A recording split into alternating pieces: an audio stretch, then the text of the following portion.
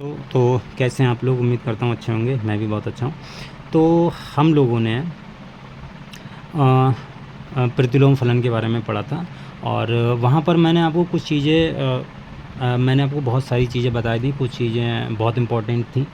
ठीक है, तो सारा का सारा प्रतिलोम फलन क्या होता है, कैसे करके उसको परिभाषित करते हैं, कब परिभाषित होता है, ये सारी चीज़ें मैंने आपको बता रखी हैं। ठीक है, आज हम एग्जाम्पल करेंगे, लेकिन उससे पहले हम एक चीज़ समझ लेते हैं।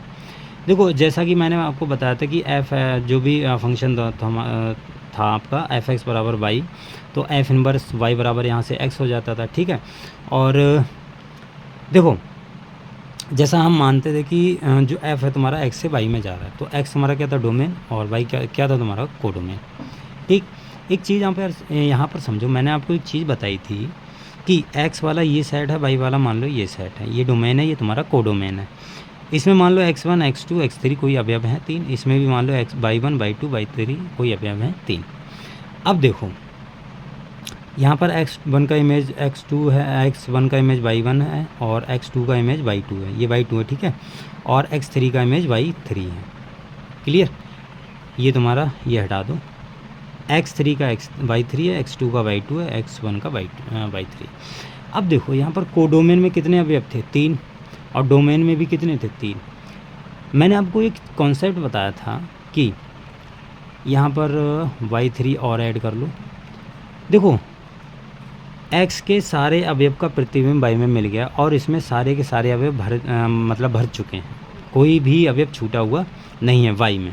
ठीक, तो देखो y1 y2 y3, जब मैंने आपको बताया था कि एक्स के हर एक मतलब एक्स के हर एक अवयव का प्रतिबिंब मिले वाई में, और वाई के जितने अवयव का प्रतिचित्रण मिले, वो सारे के सारे अवयव किस में चले जाते हैं, तुम्हारे रेंज में चले जाते हैं, परिसर में चले जाते हैं। ठीक है, क्या कहते हैं, एक्स के अवयव का प्रतिचित्रण मिलता है जो वाई से मतलब क्या कहते हैं, प्रतिचित्रण करता है। तो जो वाई के अवयव सारे सारे जितने होते हैं जो प्रतिचित्रण करते हैं, वो तुम्हारे रेंज में चले जाते हैं। ये चीज़ मैंने आपको बता रखी है पहले भी, अगर वो आपने नहीं देखी तो आप उसे देख लीजिए। ठीक है, कि रेंज क्या होती है, किस प्रकार से उसको परिभाषित करते हैं। ठीक है, सीधा सीधा आप समझो कि जितने यहाँ पर वाई के अवयव का मिलान हो जाए, जो हमने ये लाइन खींची ना, जितने अवयव एक्स के जो एक्स के अवयव है ना, वो उनका प्रतिबिंब वाई में मिले, उतने जितने का प्रतिबिंब मिलता है, वो सारे क्या हो जाते हैं, तुम्हारे रेंज में चले जाते हैं। तो ये रेंज मैंने आपको पहले ही बता रखी है, अगर आप लोगों ने नहीं देखी है तो पहले आप उसे देख लीजिए, फिर इसको देखिए। तो देखो, y1 y2 y3, यहाँ पर 3 ही अवयव थे, और तीनों का प्रतिचित्रण है, मतलब तीनों का प्रतिचित्रण तुमको मिल गया है। तो ये तीनों को तीन अवयव किस में चले जाएंगे, रेंज में। अब डोमेन में भी 3 है और रेंज में भी 3 है, तो यहाँ पर क्या कह सकते हैं कि कोडोमेन में भी 3 है और रेंज में भी 3 है। तो यहाँ पर जो कोडोमेन हो गया वो तुम्हारा रेंज के बराबर हो गया। भाई, कोडोमेन जो है वो तुम्हारा रेंज के बराबर हो गया। तो यहाँ पर मैं ये इसलिए बता रहा हूँ क्योंकि जब हम एफ एक्स से वाई में करते हैं तो ये डोमेन होता है, ये कोडोमेन होता है। अब जो एफ इनवर्स होगा वो तुम्हारा वाई में होगा, जो वाई वो इधर आ जाएगा, एक्स इधर आ जाएगा, ये मैंने कल आपको बता रखा था। ठीक है, तो अब ये एफ है तुम्हारा एकाकी है और आच्छादक भी है। भाई, एकाकी है और आच्छादक भी है, तो जब ये एकाकी है, आच्छादक भी है, तो जाहिर सी बात है कि जो डोमेन का कोई सा अवयव छूटा हुआ नहीं होगा, कोई सा अवयव छूटा हुआ नहीं होगा। और जब आच्छादक भी है तो वाई का भी कोई सा अवयव छूटा हुआ नहीं होगा। अब एफ इनवर्स में क्या हो जाता है, वाई तुम्हारा जो कोडोमेन था वो तुम्हारा डोमेन बन गया, जो क्या कहते हैं डोमेन था वो तुम्हारा कोडोमेन बन गया। अब ये डोमेन, इसमें कोई सा अवयव छूटा थोड़ी है, तो इसमें भी कोई सा अवयव छूटा हुआ नहीं होगा, सारे के सारे अवयव का प्रतिचित्रण मिला हुआ होगा, सारे के सारे अवयव का। तो सारे के सारे अवयव का प्रतिचित्रण मिल गया है, तो जैसा कि मैंने आपको बताया, जब सारे के सारे अवयव का प्रतिचित्रण मिल जाता है तो डोमेन जो कोडोमेन होती है वो तुम्हारी रेंज के बराबर हो जाती है। तो रेंज यानी परिसर, और इसमें भी कोई सा अवयव छूटा हुआ नहीं है। तो जब इसमें भी कोई सा अवयव, अब भाई यहाँ पर ये क्या कहते हैं, डोमेन बन गया ना, तो जाहिर सी बात है कोई सा अवयव छूटा हुआ नहीं होगा इसमें। तो ये इसकी जो कोडोमेन थी वो तुम्हारी इसकी डोमेन बन गई, तो ये वाला जो परिसर ये वाला कोडोमेन है, ये भी परिसर के बराबर हो जाएगा। और ये भी परिसर के बराबर हो जाएगा। ठीक है, तो यहाँ पर मैं इसलिए बता रहा हूँ क्योंकि एफ इनवर्स का जो डोमेन होगा, एफ इनवर्स का डोमेन वाई है, ये इसका क्या है, कोडोमेन। कोडोमेन बोलो या परिसर बोलो। परिसर क्यों बोल रहा हूँ, क्योंकि कोई सा अवयव छूटा हुआ नहीं है। ठीक है, जितने भी अवयव हैं सारे का सारे का प्रतिचित्रण मिल गया है, और जितने का प्रतिचित्रण मिलता है वो सारे तुम्हारे रेंज में आ जाते हैं, यानी परिसर में आ जाते हैं, इसलिए मैंने इसको परिसर बोल दिया। तो एफ तुम्हारा एफ का परिसर, हम देखो है तो बराबर ही ना दोनों, वाई यहाँ पर था यहाँ पर आ गया। तो आप ये चीज़ ध्यान से समझना कि एफ इनवर्स का जो डोमेन होता है वो तुम्हारा एफ का परिसर होता है बस। और एफ इनवर्स का परिसर ये है, ये किसका डोमेन है, एफ का, तो ये एफ का डोमेन, ये इसके बराबर हो गया। क्लियर, ये बात समझ में आई। चलो एक हम एग्जाम्पल करते हैं, उससे आपको समझ में आ जाएगा कि कैसे करके प्रतिलोम फलन निकालते हैं। देखो ये फलन है तुम्हारा, इसका हमें इन्वर्स निकालना है, यानी प्रतिलोम निकालना है। ठीक, तो यहाँ पर एक चीज़ समझो, यहाँ पर सिर्फ और सिर्फ यही दिया रखा, कुछ भी नहीं दिया रखा। जैसे हमें दिया होता है ना कि एफ़ तुम्हारा एक्स से वाई में कोई सा भी फंक्शन है और एफ एक्स बराबर वाई इस प्रकार से परिभाषित है। ठीक, ये हमें दिया रखा होता है, लेकिन यहाँ पर नहीं दिया। जब भी कभी नहीं दिया हो तो आप क्या मान लो, डोमेन भी उसका आर मान लो और परिसर भी उसका आर मान लो, यानी कोडोमेन और डोमेन दोनों आर मान के चलो। तो यहाँ पर देखो एफ़ के लिए जो होगा, एफ़ के लिए जो डोमेन ऑफ एफ, इससे देखो डी को हम पढ़ते हैं डोमेन, डोमेन ऑफ एफ बराबर क्या हो गया, आर हो गया, और रेंज और एफ बराबर तुम्हारा आर हो गया। ठीक है, ये कोडोमेन है, लेकिन इसको रेंज क्यों बोल रहा हूँ वो मैंने अभी आपको बता दिया कि इसको हम रेंज क्यों बोल रहे हैं। तो डोमेन भी आर है इसका और रेंज भी आर है, यानी डोमेन और परिसर दोनों आर ही हैं। ठीक है, अब हमें इसे इससे हमको 1 1 और 1 2 सिद्ध करना होगा। ठीक है, तो सबसे पहले हम मान लेते हैं 1 1 के लिए, 1 1 के लिए। ठीक है,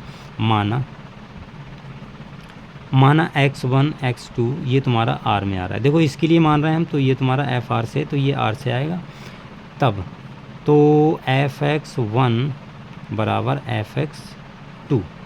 ठीक, तो ये 4x1 हो गया -7 और ये 4x2 हो गया -7।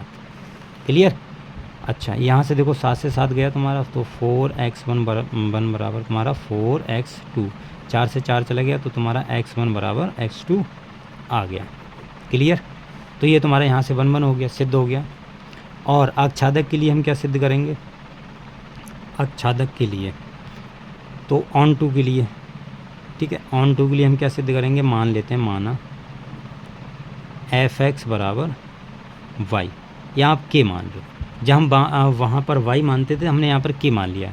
कोई दिक्कत नहीं है, आप जो मर्जी हो वो मानो। हमको क्या लास्ट में दिखाना है, कैसे करके दिखाना है, जैसे हमको वाई ही लाना, तो कैसे वो मैंने आपको बताया, अभी हम करेंगे सवाल तो आपको पता चल जाएगा। तो हमने वाई के मान लिया।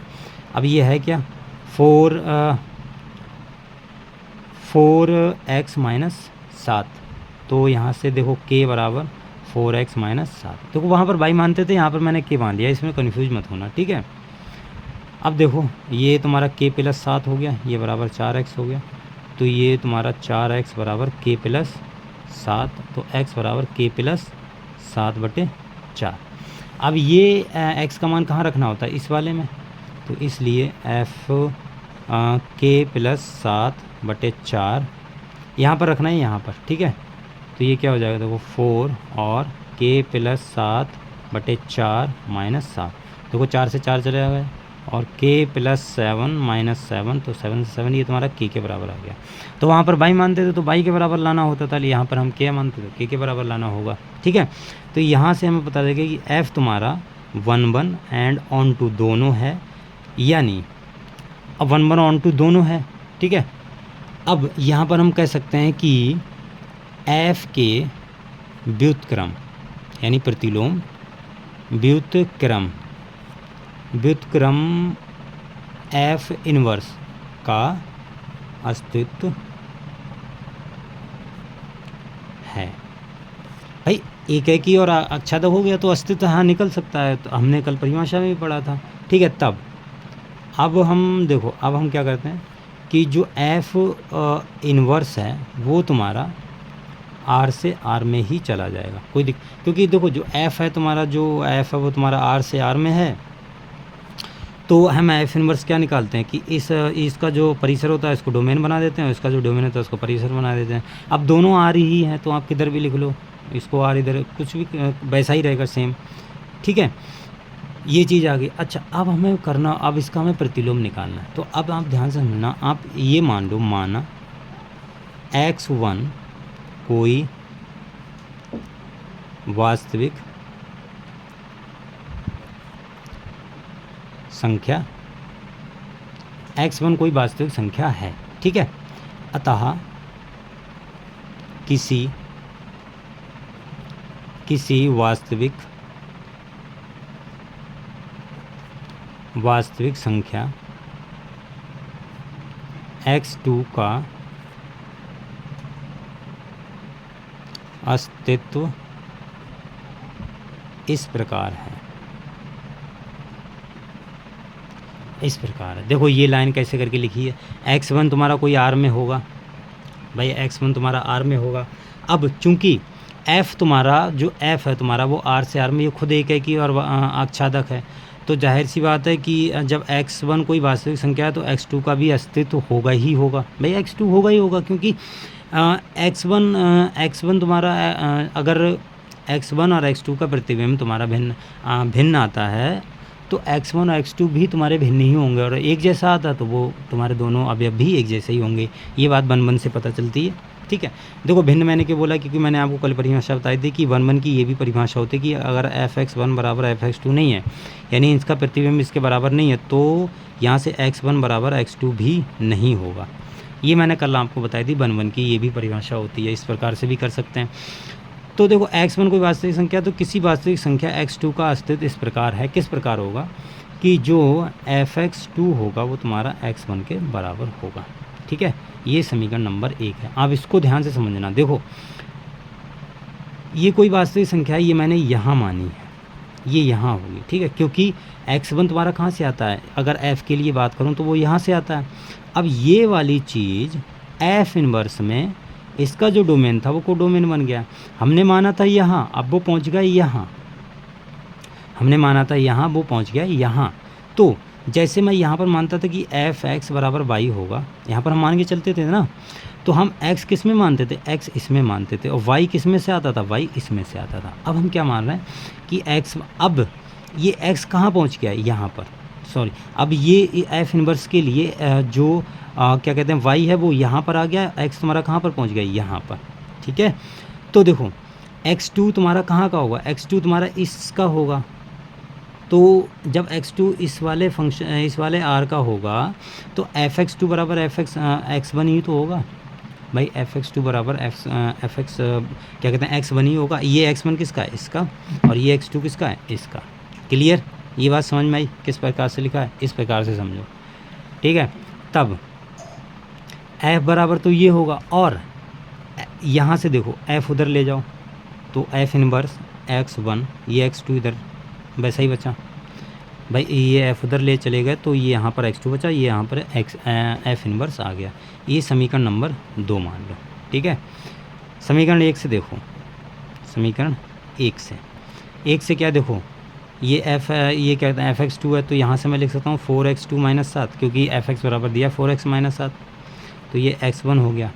यहाँ से अगर मैं 4x2 निकालूँ तो ये x1 + 7 हो गया, ये x1 + 7 हो गया, तो यहाँ से x2 हो गया तुम्हारा x1 + 7/4। क्लियर। अब समीकरण 2 से देखो, समीकरण 2 से, समीकरण 2 क्या है, ये वाली, तो यहाँ पर x2 का मान रख दो, तो fx1 बराबर x2 का मान क्या है, x1 + 7/4। ये तुम्हारा प्रतिलोम फलन आ गया, बस ध्यान रखना। अब x1 की जगह आप x भी रख सकते हो, कोई दिक्कत वाली बात नहीं। तो आप इसको अगर सिंपल लिखना चाहो तो आप सिंपल भी लिख सकते हो, कोई दिक्कत नहीं है। तो मैंने x लिख दिया है, x1 हटा दिया, आप लिख सकते हो, कोई दिक्कत नहीं है। तो ये x + 7 हो गया बटे 4 हो गया, ये तुम्हारा प्रतिलोम फलन आ गया। क्लियर, मेरे ख्याल से समझ में आ गया होगा। देखो इसका मैं एक आपको शॉर्ट मेथड बताऊँ, शॉर्ट तरीके से कैसे करके निकालते हैं। अगर मैं आपको शॉर्ट मेथड बताऊं कि जब भी हमें कोई फंक्शन दिया हो, जैसे हमें ये दिया था कि fx बराबर 4x - 7, तो इसमें प्रतिलोम निकालने के लिए बोला था कि इसका प्रतिलोम ज्ञात कीजिए, प्रतिलोम ज्ञात करो इसका। अब जब उसने बोल ही दिया है कि इसका प्रतिलोम क्या होगा, जब उसने बोली देख, ये जो शॉर्ट मेथड है बोर्ड परीक्षा के लिए अप्लाई मत करना, कंपटीशन एग्ज़ाम के लिए यह है ये, ठीक है, आपको समझने के लिए, ताकि आपको समझ में आ जाए कि किस प्रकार से ये आता है निकल के।